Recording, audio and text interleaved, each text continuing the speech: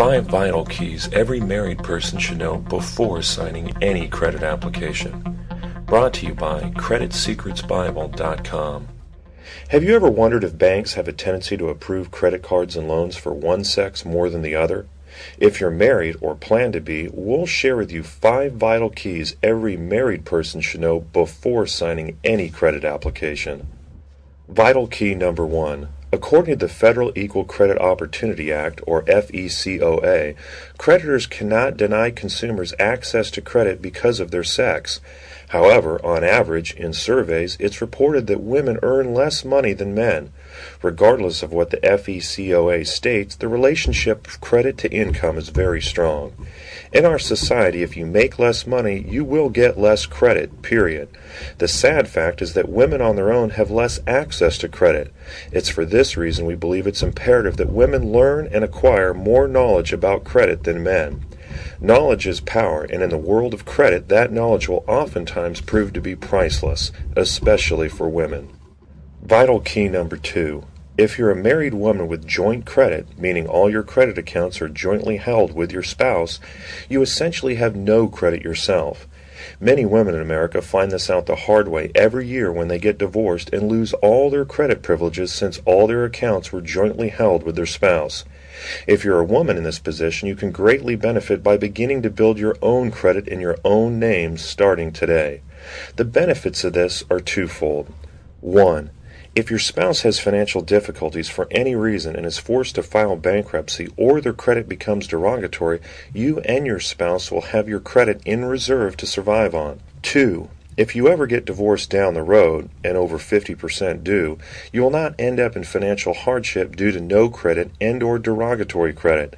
Instead, you will have your credit to transition to, and this can be the difference between sailing off in the sunset or drowning in a storm. Vital key number 3. If you are currently married with some credit or no credit to a spouse who has excellent credit, you can leverage their credit to build credit in your own name much faster than if you had to build it by yourself. Later, once you have established enough accounts on your own, you may choose to cancel accounts that were held jointly with your spouse. Vital key number 4. If you are a single woman with excellent credit and are getting married, you may want to think twice about adding your new lover to all your credit accounts. If he messes up or you end up in divorce down the road, your credit will end up taking the beating, regardless of how many years you diligently spent building it up. For this reason, we strongly suggest married couples keep their credit separate. Why? In most cases, spouses have far more to lose than to gain. Naturally, some credit will have to be joint no matter what you do. If you purchase a home, which may require both incomes to qualify, this will appear as a joint account on the credit report. However, the potential abuse with a home mortgage is almost always non-existent as opposed to credit cards. Vital key number 5. Spouses have more to gain by each building up strong individual credit reports rather than joining all accounts and building one joint report. For obvious reasons, banks and credit card companies love the credit ignorance of spouses who join all their credit accounts upon marriage. Here's why. If you take 500,000 couples with credit before they got married, those 500,000 couples actually represent 1 million credit accounts and liabilities for the banks and lenders. When those couples got married, those 1 million credit liabilities were instantly cut in half, from 1 million to only 500,000. For banks, this is a very advantageous situation.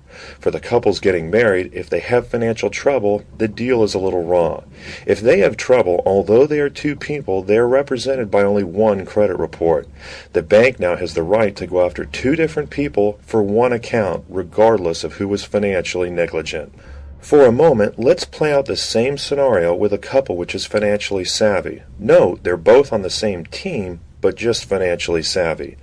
In this scenario, the couple gets married, but instead of joining accounts, decides to each build their individual credit reports. Now this couple or team has not 1 credit report representing them, but 2. Metaphorically, if the perfect storm, financially, is to rise, this is the difference between the couple being in the ocean with 2 ships instead of 1. If one ship starts to sink, the couple can always jump ship to the second one. While some may criticize this thinking, it is no different than buying any kind of insurance. You buy insurance not because you plan on a problem. You buy insurance because you are thinking ahead.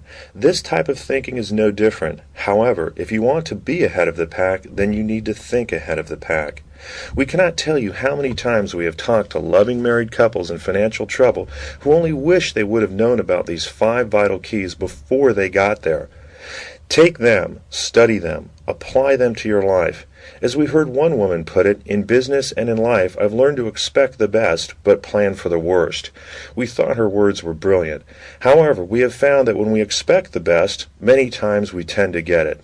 Take these 5 vital keys, study them, apply them, then pass them on to someone else who can benefit from them as well. This video has been brought to you by Consumer Publishing Group and the Credit Secrets Bible. For more information, feel free to visit CreditSecretsBible.com.